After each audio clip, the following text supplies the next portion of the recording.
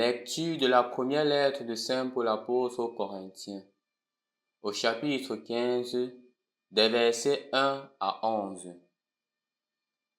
Frères, je vous rappelle la bonne nouvelle que je vous ai annoncée. Cet évangile, vous l'avez reçu. C'est en lui que vous tenez bon. C'est par lui que vous serez sauvés, si vous le gardez tel que je vous l'ai annoncé. Autrement, c'est pour rien que vous êtes devenus croyants. Avant tout, je vous ai transmis ceci que j'ai moi-même reçu. Le Christ est mort pour vos péchés conformément aux Écritures, et il fut mis au tombeau. Il est ressuscité le troisième jour conformément aux Écritures.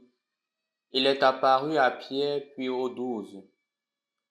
Ensuite, il est apparu à plus de 500 frères à la fois.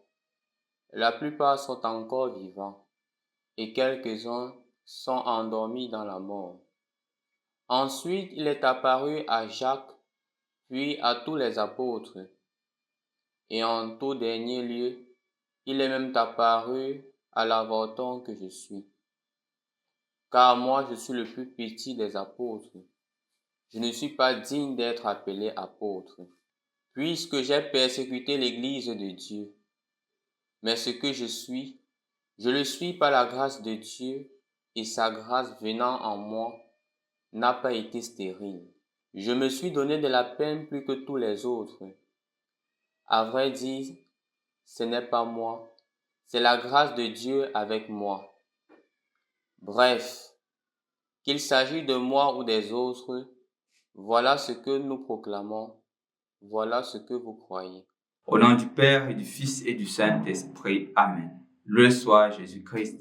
Chers frères et sœurs dans le Christ, on remarque dans ce 15e chapitre de Paul, de sa lettre aux Corinthiens, des choses assez belles. Premièrement, Paul parle d'une expérience personnelle. Ce que je vous ai annoncé, l'évangile que je vous ai annoncé, je l'ai moi-même reçu. Je ne vous ai pas annoncé quelque chose qui venait de quelqu'un ou que j'ai moi-même inventé. C'est une tradition qui a été transmise. Et c'est pour cela que, chers frères et sœurs dans le Christ, nous, chrétiens catholiques romains, nous enseignons quelque chose que nous avons aussi nous-mêmes reçu. C'est la tradition qui est transmise. Et une tradition qui n'est pas seulement écrite. C'est pour cela que Paul dit que je vous annonce la parole de Dieu. Le Christ est mort pour nos péchés. Il est ressuscité. Il est mis au tombeau. Il est apparu conformément aux Écritures, conformément à ce qui est écrit, mais qui ne consomme pas ce qui est écrit, mais qui va au-delà de ce qui est écrit. C'est justement ce qu'il faudrait prendre en compte, chers frères et sœurs dans le Christ. Justement, ce que nous annonçons, ce que nous proclamons, ne doit jamais être le fruit de notre sentiment personnel. Ça doit toujours être la volonté de Dieu. C'est pour cela que Paul, plus tard, je crois que nous l'avions écouté il y a les semaines qui sont passées, quand Paul disait que ce que je vous enseigne, je ne l'ai pas reçu du Seigneur. Ça vient de moi. Il faudrait que nous fassions attention de ne pas mélanger nos sentiments personnels de la parole de Dieu. Il faudrait que nous fassions très attention. Quand je me mets à voir, par exemple, ces personnes qui se mettent à dire que l'Église catholique est ceci, l'Église catholique est cela, l'Église catholique n'est pas dans la vérité.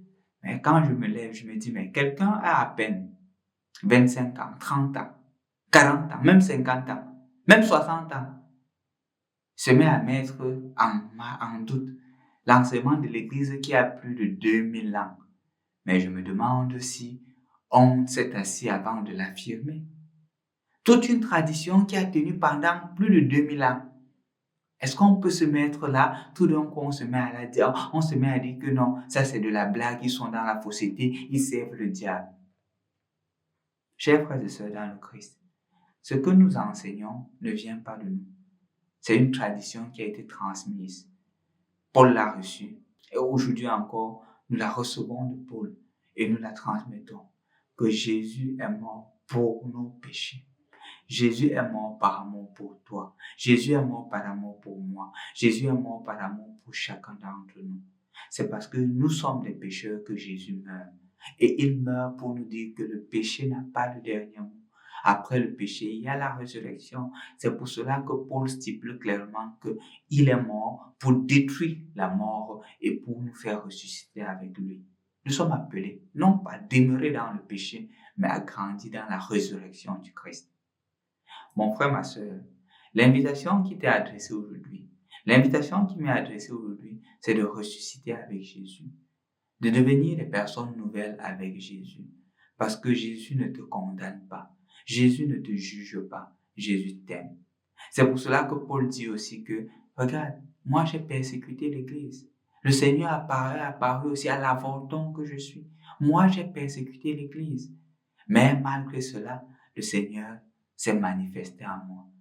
Et justement, c'est ce que le Seigneur fait pour toi aujourd'hui. Ne te regarde pas sur la base des péchés que tu as commis. Non. Regarde-toi sur la dimension de l'amour que Dieu a pour toi. Et son amour pour toi est sans mesure. Une autre chose, c'est justement que lorsque je prends conscience que le Seigneur m'aime, le Seigneur m'a pardonné, c'est aussi d'agir conséquemment. Remarquez ce que Paul fait. Il pas dit aux autres combien le Seigneur l'aime. C'est pour cela qu'il écrit des lettres pour dire qu'il est le fruit de la miséricorde de Dieu. C'est pour cela qu'il dit que ce que j'ai fait, ce n'est pas moi qui l'a fait, c'est la grâce du Seigneur. La grâce du Seigneur est avec moi. C'est la grâce du Seigneur qui m'a permis de sortir du péché. C'est la grâce du Seigneur qui me fait annoncer l'évangile avec le zèle. C'est la grâce du Seigneur qui me permet de vous écrire. Est-ce que nous avons aussi ce courage-là, cette conviction de dire que ce que nous sommes, c'est la grâce de Dieu? Ou quand nous sommes dans une certaine exigence, nous oublions le Seigneur. Le Seigneur t'appelle. Le Seigneur m'appelle à une conversion réelle. Mais n'oublions pas que ce que nous sommes, nous le sommes par la grâce de Dieu. Quel que soit le péché que tu commets, le Seigneur est là pour t'accueillir. Quelle que soit la faute que tu as commise, la miséricorde de Dieu est plus grande. Et si tu donc prends conscience de cela, engage-toi à être le sel de la terre et la lumière du monde. Au nom du Père et du Fils et du Saint-Esprit. Amen.